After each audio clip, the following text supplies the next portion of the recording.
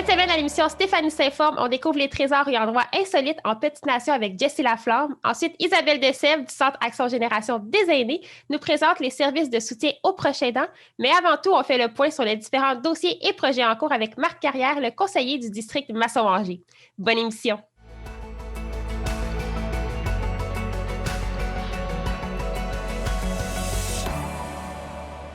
Merci beaucoup d'être parmi nous pour notre émission, mais j'aimerais tout d'abord savoir comment vous allez présentement avec la pandémie et tout ce qui se passe autour. Je vais très bien. C'est sûr que, comme tout le monde a voulu s'adapter à la pandémie, à tout ce qui se passe, le contexte actuel, mais de façon générale, ça va bien, à part que de m'ennuyer, bien sûr, d'aller rencontrer des gens sur le terrain. Ça s'en vient tranquillement, il ne faut quand même pas perdre espoir. Tout à fait, il faut respecter les consignes, puis le vaccin, là, la façon que les injections se font, là, ça semble bien aller, donc on garde espoir. Justement, c'est quoi les dossiers sur lesquels vous travaillez présentement? Il y en a eu plusieurs. Il y en a plusieurs. C'est sûr que pour moi, le bris de service qu'on a avec le bassin aquatique là, à Masson, c'est préoccupant. On arrive à quelque chose d'intéressant. Aussi drôle que ça peut avoir de l'air, la pandémie a permis en fait de prendre l'avance sur l'échéancier. Donc, je m'attends à ce que la pépine soit là autour du mois de juin là, pour commencer les travaux pour l'ouverture 2022. Ce qui est une bonne nouvelle, justement, la pandémie a apporté son lot d'inconvénients, mais également ses avantages à quelques moments. Oui, tout à fait. Puis il faut reconnaître aussi le travail qui a été fait là, au niveau des consultations publiques. C'est sûr qu'on avait un rapport d'une firme externe qui disait que cette installation-là méritait de rester. Il y a eu beaucoup d'argent investi aussi là, dans tout ce qui est le bloc sanitaire, etc. Donc, c'est sûr que le bris de service a fait en sorte que ça a nécessité, entre autres, des consultations publiques. Les gens du secteur là, visaient exactement la même chose que moi, c'est-à-dire de faire revivre l'endroit. Et c'est quoi les autres projets sur lesquels vous travaillez présentement? Il y en a plusieurs. C'est sûr que ce qui a pris beaucoup de mon temps récemment, ça a été la plainte qui a été déposée à la Commission municipale du Québec vis-à-vis le cabinet du maire au sujet des expropriations sur des allumetières. À mon sens, c'était nécessaire pour faire la lumière de ce qui s'est passé là-dedans. Donc, c'est important pour moi, là, puis pour les citoyens. Puis les gens autour de la table, on a bien vu là, le malaise qui s'est installé. C'est important là, qu'on demande à quelqu'un de l'extérieur là, de faire la lumière sur ce dossier-là. Et comment il y en a plein d'autres aussi. C'est sûr que pendant l'été, là, plusieurs projets, là, il y en a un, entre autres, qui est préoccupant, là, c'est la réfection de la forteresse à Angers. Là, on va avoir un débat là, au niveau politique là, très bientôt là, pour que les travaux se fassent cette année. Il y a une partie des travaux là, qui doit être financée. C'est la question du financement là, qui préoccupe l'administration, mais le politique aura à statuer là-dessus. Donc, oui, plusieurs travaux de réfection. Juste si on prend le secteur Masson, qui est autour de l'école Saint-Jean-de-Brébeuf, donc au sud de la 148, avec la piscine, avec des travaux aussi de séparation du réseau, réfection des routes.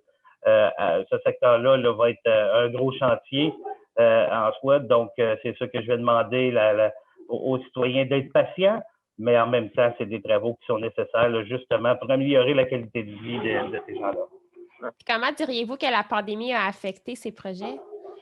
Je l'ai dit tantôt, dans certains cas, là, c'est que ça a permis d'avancer dans le calendrier. Mais de façon générale, c'est sûr que c'est plus difficile là, au niveau juste les relations humaines, là, de ne pas avoir le contact. Nous, on s'est rencontrés, le conseil, la semaine dernière, puis ça faisait un an qu'on ne s'était pas rencontrés. C'était une rencontre informelle, mais ça faisait un an qu'on ne s'était pas rencontrés là, en vrai. Donc, travailler de façon virtuelle, là, c'est sûr que ça amène son lot d'efficacité, mais en même temps, là, pour nous comme politiciens, là, Le body language, souvent, il parle pas mal plus qu'un paquet de mots ensemble. Et en tant que conseiller, comment avez-vous réagi au départ du maire? Je pense qu'il a fait le même constat qu'une grande majorité des citoyens. Je pense qu'il était rendu à une étape là, qu'on avait besoin de changement. Il fait la même lecture que nous autres. Pour moi, là, c'est une bonne chose. Là. Je pense que pour l'ambiance, écoutez, juste ce qu'on entend dernièrement, moi, je pense qu'on était rendu à cette étape-là. Puis il y a un vent de changement là, va faire du bien là, au conseil de la ville, mais surtout pour l'ensemble des citoyens de la ville. Puis en parlant d'un vent de changement, est-ce qu'il y aurait des chances qu'il y ait un deuxième parti politique à Gatineau? Écoutez, moi, je l'ai déjà fait, cette analyse-là. J'y ai pensé. J'ai fait mon analyse, j'ai fait mon sondage. Les gens n'en veulent tout simplement pas. En grande majorité, les gens ne veulent pas de parti politique. Puis je pense qu'on voit ce que ça fait actuellement. Là, juste la façon que l'information circule avec la présence d'un parti politique actuellement qu'on vit depuis 2 mandats, là, c'est la façon que circule l'information. Un maire qui fait partie d'un parti politique est élu en minorité, qui a des informations privilégiées, comme on a pu voir dans le cas des allumetières. Mais maintenant, comment est-ce que circule vraiment l'information privilégiée que possède le maire avec les membres d'Action Gatineau? On ne sait toujours pas. La structure n'est pas faite pour ça. Puis ça reste qu'on fait quand même de la politique municipale. Donc, c'est la politique qui est plus proche du citoyen. C'est ce que j'en comprends. En fait, la présence de partis politiques au niveau municipal n'a pas sa place. Et est-ce qu'on pourra compter sur vous pour un 3e mandat à titre de conseiller municipal? Écoutez, je pense que même si ça fait 4 ans à peu près qu'on est dans des catastrophes, que je pourrais dire, là, soit des inondations, tornades, là, la pandémie, puis moi, au niveau personnel, là, au début du mandat, ça filait pas trop bien, mais en même temps, j'ai livré, je suis toujours projet citoyen, j'ai livré la quasi-totalité de ce que j'avais soumis lors de l'élection de 2017 aux citoyens a été réalisé ou sera réalisé. Donc, pour moi, là, j'ai encore le feu sacré, puis oui, je serai là de la prochaine course. Puis j'ai hâte surtout d'aller rencontrer les citoyens. Vous savez, toutes mes campagnes électorales, là, j'en ai fait une au niveau scolaire. J'arrive à ma 3e au niveau municipal. Jamais j'ai mis une affiche électorale. C'est sûr que là, puis j'ai toujours gagné mes élections. C'est sûr que là dans le contexte qu'on connaît, est-ce que je vais changer ma stratégie ou la façon que je vais être capable d'aller à la rencontre des citoyens? Moi, c'est sûr que ce sera les citoyens qui vont me guider dans tout ça, mais c'est sûr que j'ai hâte. J'ai hâte d'aller à la rencontre de ces gens-là, oui. Donc, c'est à suivre pour voir comment justement vous allez vous impliquer, pas vous impliquer, mais vous allez reparticiper aux prochaines élections. Et là, pour les prochains mois, c'est quoi les projets à surveiller pour les citoyens? Bon, on en a dit, là, on en a parlé beaucoup. Là. Entre autres, pour moi, c'est la piscine. C'est sûr qu'il y a beaucoup de réfections de route qui vont avoir lieu pendant l'été. La Commission municipale du Québec, là, avec son enquête, là, c'est sûr que ça aussi, ça va être d'actualité là, très bientôt. Je le souhaite, en tout cas, qu'on fasse la lumière là-dessus. De façon générale, c'est sûr qu'on est en année électorale. Donc, ça sera l'élection là, à partir du mois de juin-juillet là, que ça va s'activer beaucoup plus. C'est ce qui va guider là, pas mal mon horaire là, pour les semaines, les mois qui s'en viennent.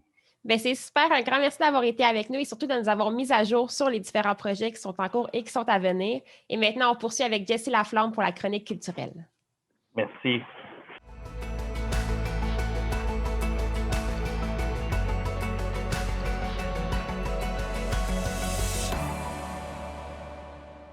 Bonjour Jessie, je suis vraiment heureuse de te retrouver pour une deuxième chronique culturelle. Et cette semaine, tu vas nous présenter les trésors cachés et les lieux insolites de la petite nation. Oui, en fait, la semaine dernière, moi aussi, je suis très contente d'être de retour. La semaine dernière, je vous ai expliqué un peu les 5 promenades bucoliques, culturelles, gourmandes, sauvages et sportives. Cette semaine, on y va plus en détail. Qu'est-ce qui ressort? Des éléments que souvent, on ne connaît même pas nous-mêmes sur notre propre territoire. Et je voulais commencer avec le Fairmont Château-Montebello parce que c'est une particularité, c'est le plus gros bâtiment en bois rond au monde. Et il a été construit quand même seulement en 3 mois. Et ça a été construit dans les années en 1930. Donc, il a fêté ses 90 ans l'an dernier. Et la façon qu'ils ont réussi à le faire, c'est en embauchant 3000 hommes qui ont travaillé 7 jours sur 7, 24 heures sur 24. Et supposément qu'ils auraient payé le curé pour qu'il parte en voyage. Comme ça, ils pouvaient travailler le dimanche. C'est ce qu'on trouve dans la documentation. Je ne sais pas si c'est vrai, mais c'est ce qu'on trouve dans la documentation. Bien, justement, dans une autre émission qui est Stéphanie découvre l'Outaouais, on est allé visiter Montebello et surtout le Fairmont Château-Montebello. Donc, pour les gens qui voudraient en apprendre encore plus sur ce lieu historique justement qui a été bâti très rapidement et qui est super impressionnant, on peut tout retrouver ça dans une émission spéciale. Ah, génial! Donc, j'imagine qu'on peut y voir le foyer à 6 faces qu'on retrouve dans l'hôtel qui est d'une hauteur de 38 mètres quand même. Ouais, et la plus grande piscine de complexe hôtelier en Amérique du Nord. C'est quand même pas rien, ça non plus. Superbe piscine. Donc, ben oui, avec les gens, pour en savoir plus, pour aller voir ton émission, certainement. Puis il y a le jardin également qu'il ne faut pas oublier de mentionner, qui est superbe à l'extérieur. On a vraiment un lieu pour se reposer puis avoir un moment de détente, autant en famille que pour les amoureux. Mais bon, on a plusieurs autres lieux à discuter. Je te laisse aller. Oui. Bon, ben le parc Omega, hein, la particularité, oui, c'est un des plus... c'est un parc animalier. Mais aussi, ce que les gens ne savent pas souvent, c'est que il y a tout un volet culturel qu'on retrouve au parc Omega, avec notamment le Sentier des 11 Nations. Bien, c'est le Sentier des Premières Nations qui met en vedette 11 nations des Amérindiens. Super intéressant. On retrouve à chaque un totem pour chaque qui explique un peu leurs croyances, leur histoire. Il y a aussi la cabane du bûcheron. Donc, il y a tout un volet culturel aussi là, qu'on retrouve au parc Omega. Beaucoup de sculptures aussi, ou juste la cabane enchantée, qui est une œuvre architecturale superbe. Donc, un volet qu'on connaît moins un peu au parc Omega, mais qui vaut la peine d'être découvert. On a le Land Rover aussi. Land Rover, seule école de conduite au Canada. Land Rover, c'est quoi? Ben, c'est une espèce de petit camion, quand même assez gros, dans lequel on peut embarquer, faire de la randonnée en boîte. Et de la boîte, ben, on en a chez Canop, donc ça se déroule là. Et ça se déroule, j'ai eu la chance de parler avec un instructeur et ce qu'il me disait, c'est que chaque fois qu'il y a un couple qui y va, il commence toujours par la femme. Parce que le véhicule se retrouve en position verticale, un peu tout croche finalement. Et quand la femme le voit, panique puis ne veut plus prendre le volant. Fait que le truc qu'ils ont trouvé, c'est de commencer avec la dame. Bon, évidemment, là, on généralise, mais on sait qu'il y a des femmes qui sont sûrement très capables de le faire, là. Mais j'avais trouvé l'anecdote un peu cocasse. En période de COVID, malheureusement, le service n'est pas offert pour l'instant. Mais je suis pas mal convaincue, là, aussitôt qu'ils vont être capables d'avoir le go, ils vont reprendre. Superbe expérience à vivre là, pour les amateurs, un peu de sensations fortes. On a l'économusée en Outaouais, Chocomotive, je vous en ai parlé la semaine dernière. Depuis 2010, se sont installés dans la gare, c'est une ancienne gare, en fait, de Montebello. Donc, endroit super bucolique. Ils utilisent seulement, sont accrédités transfert, donc ils ont du chocolat, du sucre et du cacao équitable et biologique, c'est seulement ce qu'ils utilisent. Et particularité, c'est que, je vous en ai parlé, un économusée, c'est que ça amène technique, un savoir-faire dans l'avant-plan. Donc, on peut voir les maîtres chocolatiers, mais en plus, on peut suivre des cours personnalisés avec eux en raison d'1 à 2 personnes, donc vraiment des cours privés. Encore une fois, avec la COVID, juste valider si ça peut être offert ou pas, mais quand même, là, une activité très intéressante. Notre liste, ça va être longue. La journée que tout va réouvrir à 100%, on va en avoir des sorties à faire. Mais ça finira plus. Je vous ai parlé aussi des 3 CEPAC à vocation différente. Eh bien, le Parc national de Plaisance, sa grande particularité, c'est qu'on y retrouve 246 espèces d'oiseaux. Donc, le paradis de l'ornithologie. Pour y avoir travaillé, c'est vrai, j'en découvrais pratiquement chaque jour. C'est vraiment beau à voir. Et même si je n'étais pas une amatrice d'oiseaux, mais j'ai découvert à ce moment-là c'est pas une passion, mais pas loin. Je pourrais dire que c'est un superbe loisir quand même. On a la réserve faunique Papineau-Labelle, c'est la réserve faunique la plus au sud du Québec, un territoire de 1628 km², donc c'est immense. Et bon, on y retrouve plusieurs activités, dont la chasse à l'ours, mais aussi la chasse au gibier, au grand gibier, et la pêche surtout avec 10 espèces de poissons. Donc, le paradis du pêcheur, c'est à la réserve faunique. Et je sais que pour les amateurs de pêche, là, ils ont très hâte que ça s'en vienne, que ça commence. Là, je commence déjà à en entendre parler. Et pour ce qui est du centre touristique du Lac-Simon, bien là, c'est 2 kilomètres de plage, quand même. Hein? C'est pas rien. Ceux qui aiment le sable chaud, le volleyball, c'est là que ça se passe. Et pour les enfants, on retrouve trampoline, mur d'escalade, glissade, parc, aire de jeu. C'est vraiment, là, c'est vraiment le paradis des enfants. Pour tous les goûts aussi. Oh, mais les enfants surtout, là, ils aiment beaucoup ça, mais tous ceux qui aiment se dorer au soleil aussi, c'est l'endroit de rêve avec le 2 kilomètres. Donc, encore d'autres choses à visiter. Et là, je pense que tu vas être contente, Stéphanie, parce que je vais te parler de l'élevage de Mangalica. Oui! Oui! Et ça, c'est des cochons laineux, espèces très rares de cochons, en fait, qui ont failli disparaître, mais qui finalement ont repris un peu de poil à la bête, si on fait un jeu de mots ici. Et la raison est qu'un cochon normal, habituellement, ça prend 5 mois avant d'être capable de l'abattre et d'en faire de la viande. Un cochon Mangalica, ça prend 2 ans. Donc, c'est une production qui est très longue, mais c'est une espèce très attachante et le domaine Mangalica en profite pour faire des visites guidées. Donc, c'est possible d'aller voir Chill, qui est un des plus vieux cochons du troupeau, qui est très sympathique. On peut aller le voir, et les propriétaires sont passionnés vraiment du domaine Mangalica, aiment beaucoup ce qu'ils font.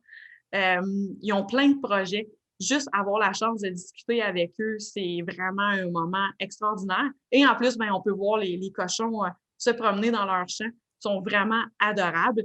Et pour répondre à la question, non, ils ne se font pas raser, même si c'est des cochons laineux. On ne sert pas nécessairement de la laine. Là, on s'en va carrément à Maillot. On change de place. On était à Plaisance, à l'élevage Mangalica. On s'en va à Maillot, à la réserve écologique Forêt-la-Blanche, qui est c'est un dernier exemple de la forêt de proximité du sud-ouest québécois. Donc, on y retrouve des arbres vieux de 400 ans. Beaucoup d'espaces qui n'ont pas été touchés du tout. Donc, sont vraiment à l'état naturel depuis X nombre d'années. Et on y retrouve des espèces déléguées menacées ou vulnérables qui sont susceptibles d'être menacées vulnérables, dont la paruline azurée. Et aussi, on y retrouve des importantes héronnières. Donc, à voir. Puis si on y va, dans le fond, on a la chance de voir un héron. Maintenant, les chutes de Plaisance. Est-ce que tu savais, Stéphanie, qu'il y avait déjà eu un village aux chutes de Plaisance? Non. Où? C'est directement sur les chutes. Il y avait une scierie à l'époque qui avait été construite en 1809. Et donc, un village s'était vraiment installé proche des chutes. Donc, on le sait que c'est 60 mètres. Hein? Souvent, les gens vont dire on va aux chutes parce que c'est 60 mètres de haut, c'est super impressionnant. Oui, mais en plus, il y avait un village. Et donc, c'était l'industrie forestière qui gardait en vie le village. Et il y a eu plusieurs histoires. Là. Il y a même un propriétaire qui s'est suicidé à cause de ses dettes, propriétaire de la scierie. Donc, plusieurs propriétaires, dont Joseph Papineau aussi. Wow. Et oui, c'est vraiment un endroit super important pour l'histoire forestière. Et ça a été démoli finalement en 1903. La scierie a été démolie et en 1920, ça a été un désastre. Il n'y avait plus de revenus finalement, donc le village s'est un peu éteint de par lui-même. Mais, bonne nouvelle, en ce moment, la corporation qui s'occupe finalement des chutes de Plaisance essaie de ramener une des maisons qui était sur le site. À l'époque, il a déménagé à Gatineau et là, il travaille pour la remettre sur le site. Donc, c'est à suivre, là, ça demande plusieurs autorisations. Mais quand même, l'histoire de North Nation Mills pourrait être de revivre un peu, pas comme à l'époque, mais au moins on pourrait en apprendre davantage. Jessie, je vais être obligée de t'arrêter dans toutes ces merveilleuses suggestions qui répondent vraiment aux besoins de tous les goûts. Oui. Mais certainement qu'on va se reprendre parce qu'il y en a encore plusieurs autres à nous raconter et à nous faire découvrir. Donc, je te remercie grandement et maintenant, on va poursuivre avec Isabelle Desèves. Merci.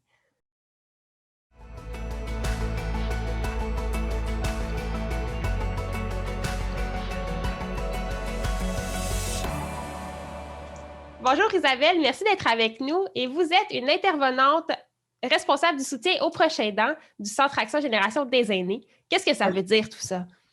Ça veut dire que j'anime des groupes pour le soutien psychologique au CAGA pour les aînés, c'est ça, les proches aidants.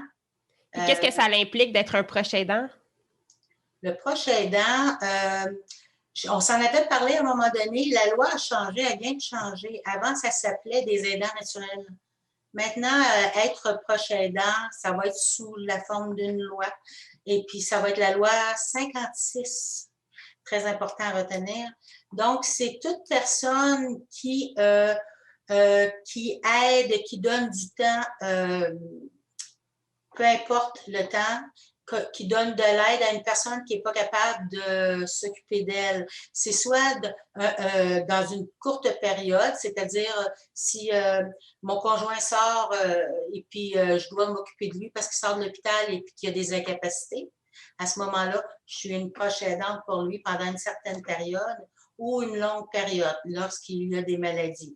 Mais nous, c'est proche aidant d'aînés, évidemment. C'est aussi pas juste les membres de mon entourage.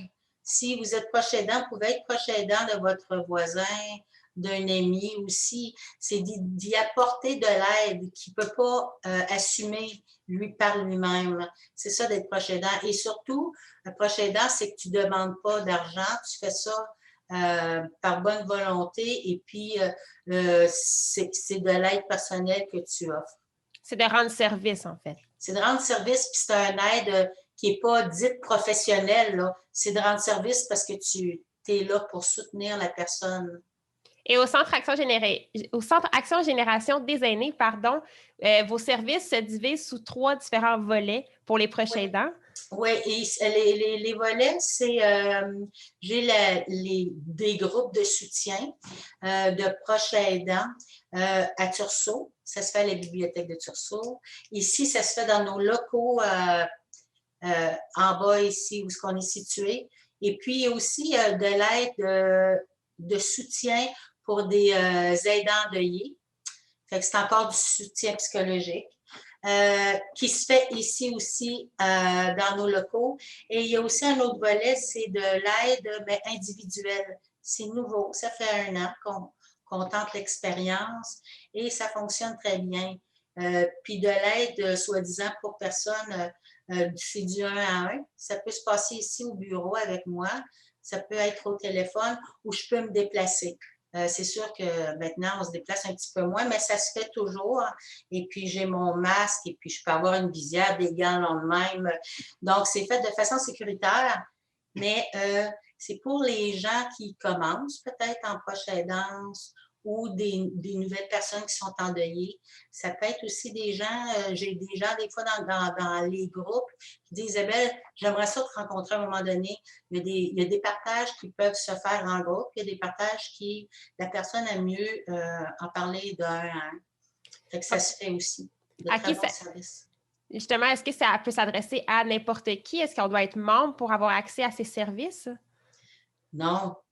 Non, ben non. Des fois, c'est de l'aide ponctuelle. Ça vient d'arriver, c'est au téléphone et puis c'est quelqu'un qui est proche aidant et puis qui a besoin d'aide. Après, c'est sûr qu'ils peuvent être membres ici, puis être membre au CAGA, ça ne coûte rien. Puis donc, c'est ça. C'est quoi les objectifs et les forces derrière ces groupes de soutien? Ben, les objectifs, c'est sûr que c'est de supporter la personne qui est proche aidante dans tout ce qu'elle vit, tout ce que ça implique. On est là comme support. On est là aussi pour des fois dédramatiser, des fois appuyer aussi ce que la personne a à vivre de façon régulière, répétitive. Puis, en ayant des groupes, ce que ça fait, c'est que ça fait de belles échanges entre les personnes. C'est des gens qui, avec des fois peu de mots, avec un regard, avec une expression, on se dit « Ah, OK, là, on sait de quoi qu'elle parle, de quoi que lui parle aussi. » Ils se reconnaissent. Et c'est des gens qui ne s'étaient pas vus habituellement en dehors, là. Donc, tu as une confidentialité à l'intérieur des groupes, mais c'est du sport, c'est du soutien, ça se crée un lien d'appartenance aussi. Les gens ont hâte de se revoir et ils se donnent ils se supportent. C'est ça qui est beau, le groupe de soutien psychologique, c'est qu'entre eux autres, chaque membre peut participer et aider l'autre quand tu as passé à travers déjà une certaine période. C'est très valorisant et c'est dynamique. Puis il y a combien de personnes qui peuvent assister au groupe? Je dirais habituellement 12, 14. Maintenant, en temps de pandémie, écoute, 6, maximum 8 là, dans les groupes qui se font ici. J'aimerais mentionner aussi, moi, ma paye vient en partie de l'appui. Donc, ce serait bien de mentionner que c'est l'appui, ici l'appui Outaouais, puis l'appui régional qui a mis en place ce soutien-là. Fait qu'appuyer une personne proche aidante, puis ça a commencé en 2007. J'ai fait mes devoirs. Et comment qu'on peut être un proche aidant en temps de pandémie? Bien là, tu vois, le proche aidant, tu ne le deviens pas, tu l'es. En temps de pandémie, si je saisis bien ta question, en temps de pandémie, il n'y a pas grand-chose qui change. Des fois, c'est les services qui viennent moins rapidement. Dans la première vague de la pandémie, c'est ça qui a été des services auprès du soutien à domicile et ainsi de suite qui n'étaient pas présents. En temps de pandémie aussi, c'est de faire face à des manques ou de services ou des manques physiques de personnes qui habituellement viendraient te visiter, te donneraient par ce fait même-là du répit. Des fois, ça peut être des amis, des gens qui t'entourent, mais en temps de pandémie, ils ne se déplacent plus pour aller aider la personne qui est proche aidante et qui aurait peut-être besoin de soutien. C'est-tu ça ta question? Oui, c'est exactement ça. Puis en fait, c'est de comment combler en fait la solitude également, parce qu'en temps de pandémie, on se retrouve de plus en plus seul. Donc, les proches aidants, c'est d'arriver à peut-être faire un coup de téléphone, ça pourrait aider également. Le coup de téléphone, ça, on l'a fait dans les débuts.